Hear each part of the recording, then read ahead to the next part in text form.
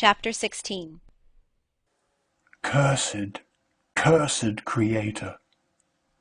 Why did I live? Why in that instant did I not extinguish the spark of existence which you had so wantonly bestowed? I know not. Despair had not yet taken possession of me. My feelings were those of rage and revenge. I could with pleasure have destroyed the cottage and its inhabitants, and have glutted myself with their shrieks and misery. When night came, I quitted my retreat and wandered in the wood, and now, no longer restrained by the fear of discovery, I gave vent to my anguish in fearful howlings.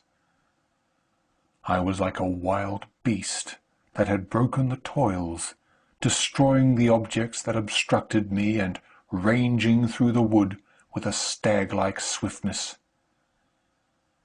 Oh, what a miserable night I passed! The cold stars shone in mockery, and the bare trees waved their branches above me. Now and then the sweet voice of a bird burst forth amidst the universal stillness. All, save I, were at rest or in enjoyment. I, like the arch-fiend, bore a hell within me, and, finding myself unsympathized with, wished to tear up the trees, spread havoc and destruction around me, and then to have sat down and enjoyed the ruin. But this was a luxury of sensation that could not endure. I became fatigued with excess of bodily exertion, and sank on the damp grass in the sick impotence of despair. There was none among the myriads of men that existed who would pity or assist me, and should I feel kindness towards my enemies? No. From that moment I declared everlasting war against the species, and, more than all, against him who had formed me and sent me forth to this insupportable misery. The sun rose. I heard the voices of men, and knew that it was impossible to return to my retreat during that day. Accordingly, I hid myself in some thick underwood, determining to devote the ensuing hours to reflection on my situation. The pleasant sunshine and the pure air of day restored me to some degree of tranquillity, and, when I considered what had passed at the cottage, I could not help believing that I had been too hasty in my conclusions. I had certainly acted imprudently. It was apparent that my conversation had interested the father in my behalf, and I was a fool in having exposed my person to the horror of his children. I ought to have familiarized the old de Lacy to me, and by degrees to have discovered myself to the rest of his family when they should have been prepared for my approach. But I did not believe my errors to be irretrievable, and after much consideration I resolved to return to the cottage, seek the old man, and by my representations win him to my party. These thoughts calmed me, and in the afternoon I sank into a profound sleep. But the fever of my blood did not allow me to be visited by peaceful dreams. The horrible scene of the preceding day was forever acting before my eyes. The females were flying, and the enraged Felix tearing me from his father's feet. I awoke exhausted, and, finding that it was already night, I crept forth from my hiding-place and went in search of food. When my hunger was appeased, I directed my steps towards the well-known path that conducted to the cottage. All there was at peace. I crept into my hovel and remained in silent expectation of the accustomed hour when the family arose. That hour passed. The sun mounted high in the heavens, but the cottagers did not appear.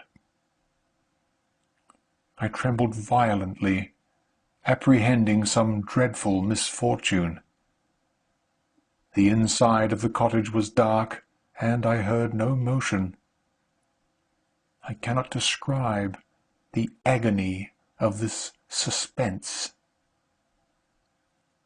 Presently 2 countrymen passed by, but pausing near the cottage, they entered into conversation, using violent gesticulations. But I did not understand what they said, as they spoke the language of the country, which differed from that of my protectors. Soon after, however, Felix approached with another man. I was surprised, as I knew that he had not quitted the cottage that morning, and waited anxiously to discover from his discourse the meaning of these unusual appearances. "Do you consider," said his companion to him, "that you will be obliged to pay 3 months' rent, and to lose the produce of your garden? I do not wish to take any unfair advantage, and I beg therefore that you will take some days to consider of your determination." "It is utterly useless," replied Felix. "We can never again inhabit your cottage. The life of my father is in the greatest danger, owing to the dreadful circumstances that I have related. My wife and my sister will never recover from their horror. I entreat you not to reason with me any more. Take possession of your tenement, and let me fly from this place." Felix trembled violently as he said this. He and his companion entered the cottage, in which they remained for a few minutes, and then departed. I never saw any of the family of de Lacy more. I continued for the remainder of the day in my hovel, in a state of utter and stupid despair. My protectors had departed, and had broken the only link that held me to the world. For the first time the feelings of revenge and hatred filled my bosom, and I did not strive to control them, but allowing myself to be borne away by the stream, I bent my mind towards injury and death.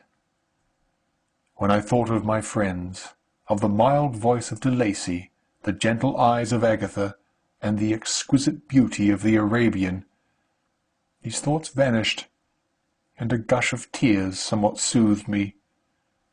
But again, when I reflected that they had spurned and deserted me, anger returned, a rage of anger, and unable to injure anything human, I turned my fury towards inanimate objects. As night advanced, I placed a variety of combustibles around the cottage, and, after having destroyed every vestige of cultivation in the garden, I waited with forced impatience until the moon had sunk to commence my operations.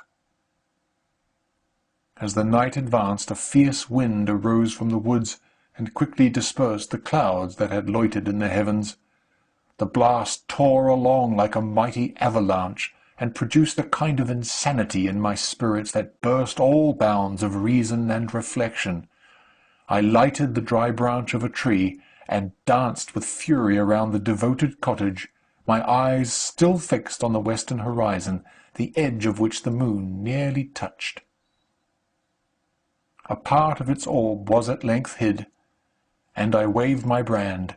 It sank, and with a loud scream I fired the straw, and heath, and bushes which I had collected. The wind fanned the fire, and the cottage was quickly enveloped by the flames, which clung to it, and licked it with their forked and destroying tongues. As soon as I was convinced that no assistance could save any part of the habitation, I quitted the scene, and sought for refuge in the woods. And now, with the world before me, whither should I bend my steps? I resolved to fly far from the scene of my misfortunes. But to me, hated and despised, every country must be equally horrible. At length, the thought of you crossed my mind. I learned from your papers that you were my father, my creator, and in whom could I apply with more fitness than to him who had given me life? Among the lessons that Felix had bestowed upon Safie, Geography had not been omitted. I had learned from these the relative situations of the different countries of the earth. You had mentioned Geneva as the name of your native town, and towards this place I resolved to proceed. But how was I to direct myself? I knew that I must travel in a south-westerly direction to reach my destination, but the sun was my only guide. I did not know the names of the towns that I was to pass through, nor could I ask information from a single human being. But I did not despair. From you only could I hope for succour, although towards you I felt no sentiment but that of hatred. Unfeeling, heartless creator! You had endowed me with perceptions and passions, and then cast me abroad, an object for the scorn and horror of mankind. But on you only had I any claim for pity and redress, and from you I determined to seek that justice which I vainly attempted to gain from any other being that wore the human form. My travels were long, and the sufferings I endured intense. It was late in autumn when I quitted the district where I had so long resided. I travelled only at night, fearful of encountering the visage of a human being. Nature decayed around me, and the sun became heatless. Rain and snow poured around me. Mighty rivers were frozen. The surface of the earth was hard and chill and bare, and I found no shelter. O earth! How often did I imprecate curses on the cause of my being! The mildness of my nature had fled, and all within me was turned to gall and bitterness. The nearer I approached to your habitation, the more deeply did I feel the spirit of revenge enkindled in my heart. Snow fell, and the waters were hardened, but I rested not. A few incidents now and then directed me, and I possessed a map of the country, but I often wandered wide from my path. The agony of my feelings allowed me no respite. No incident occurred from which my rage and misery could not extract its food. But a circumstance that happened when I arrived on the confines of Switzerland, when the sun had recovered its warmth, and the earth again began to look green, confirmed in an especial manner the bitterness and horror of my feelings. I generally rested during the day, and travelled only when I was secured by night from the view of man. One morning, however, finding that my path lay through a deep wood, I ventured to continue my journey after the sun had risen. The day, which was one of the first of spring, cheered even me by the loveliness of its sunshine and the balminess of the air. I felt emotions of gentleness and pleasure that had long appeared dead revive within me. Half surprised by the novelty of these sensations, I allowed myself to be borne away by them, and forgetting my solitude and deformity, dared to be happy. Soft tears again bedewed my cheeks, and I even raised my humid eyes with thankfulness towards the blessed sun, which bestowed such joy upon me. I continued to wind among the paths of the wood until I came to its boundary, which was skirted by a deep and rapid river, into which many of the trees bent their branches, now budding with the fresh spring.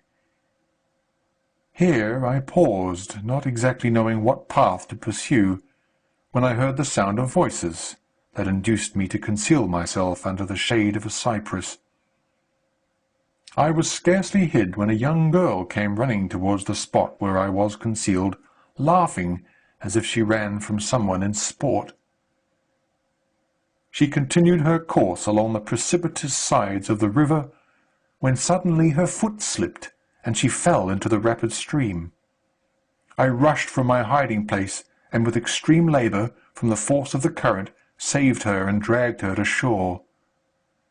She was senseless, and I endeavoured by every means in my power to restore animation, when I was suddenly interrupted by the approach of a rustic, who was probably the person from whom she had playfully fled. On seeing me, he darted towards me, and tearing the girl from my arms, hastened towards the deeper parts of the wood. I followed speedily. I hardly knew why, but when the man saw me draw near, he aimed a gun which he carried at my body, and fired. I sank to the ground, and my injurer, with increased swiftness, escaped into the wood.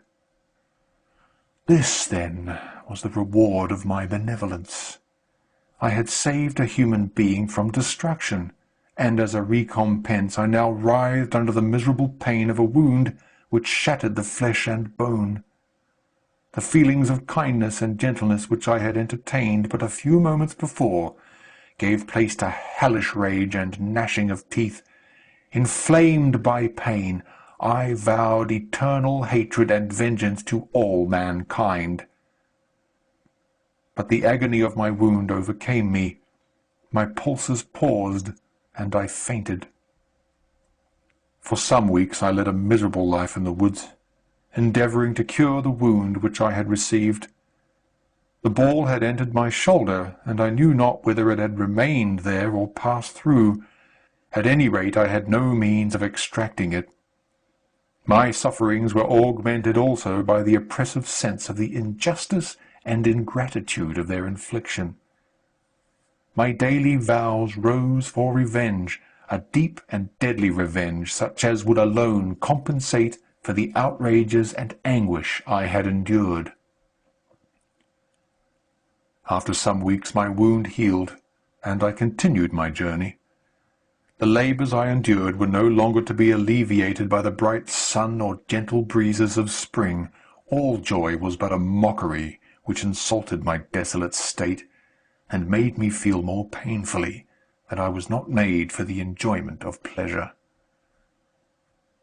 But my toils now drew near a close, and in 2 months from this time I reached the environs of Geneva.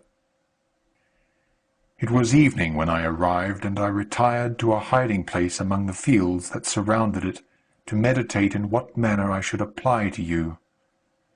I was oppressed by fatigue and hunger, and far too unhappy to enjoy the gentle breezes of evening or the prospect of the sun setting behind the stupendous mountains of Jura.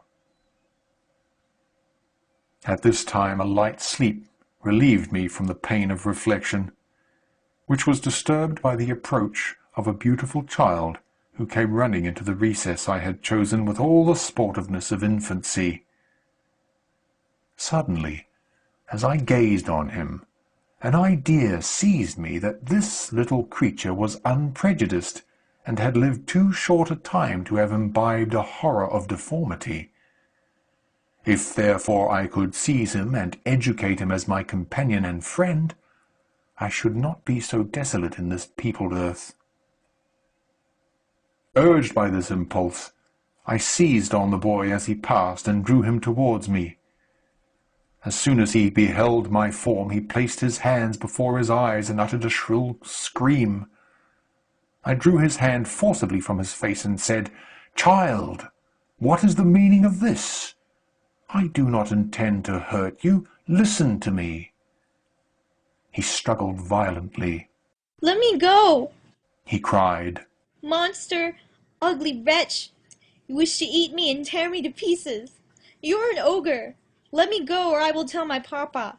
"Boy, you will never see your father again. You must come with me." "Hideous monster! Let me go. My papa is a syndic. He is M. Frankenstein. He will punish you. You dare not keep me." "Frankenstein? You belong then to my enemy, to him towards whom I have sworn eternal revenge. You shall be my first victim."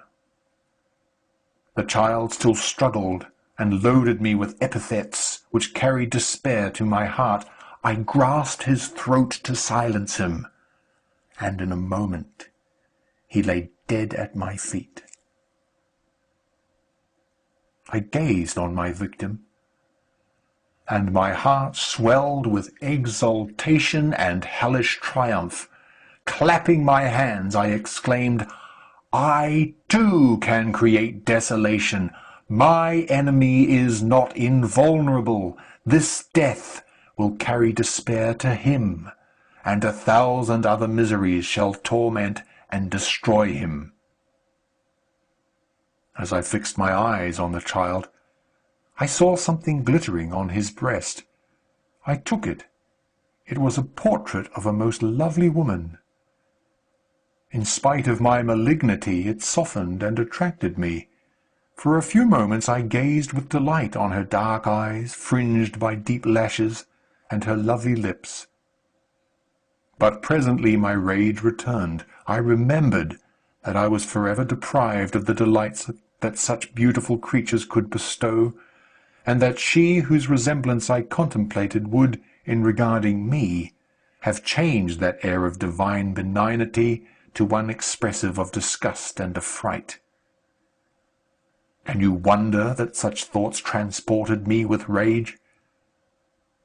I only wonder that at that moment, instead of venting my sensations in exclamations and agony, I did not rush among mankind and perish in the attempt to destroy them. While I was overcome by these feelings, I left the spot where I had committed the murder, and seeking a more secluded hiding-place, I entered a barn which had appeared to me to be empty. A woman was sleeping on some straw. She was young, not indeed so beautiful as her whose portrait I held, but of an agreeable aspect, and blooming in the loveliness of youth and health. Here, I thought, is one of those whose joy-imparting smiles are bestowed on all but me. And then I bent over her and whispered, "Awake, fairest, thy lover is near. He who would give his life but to obtain one look of affection from thine eyes, my beloved, awake." The sleeper stirred. A thrill of terror ran through me. Should she indeed awake and see me, and curse me, and denounce the murderer? Thus would she assuredly act if her darkened eyes opened, and she beheld me. The thought was madness. It stirred the fiend within me. Not I, but she shall suffer. The murder I have committed because I am forever robbed of all that she could give me. She shall atone. The crime had its source in her. Be hers the punishment. Thanks to the lessons of Felix and the sanguinary laws of man, I had learned now to work mischief. I bent over her and placed the portrait securely in one of the folds of her dress. She moved again, and I fled. For some days I haunted the spot where these scenes had taken place, sometimes wishing to see you, sometimes resolved to quit the world and its miseries forever. At length I wandered towards these mountains, and have ranged through their immense recesses, consumed by a burning passion which you alone can gratify. We may not part until you have promised to comply with my requisition. I am alone and miserable. Man will not associate with me. But one as deformed and horrible as myself would not deny herself to me. My companion must be of the same species, and have the same defects. This being, you must create. End of section 18.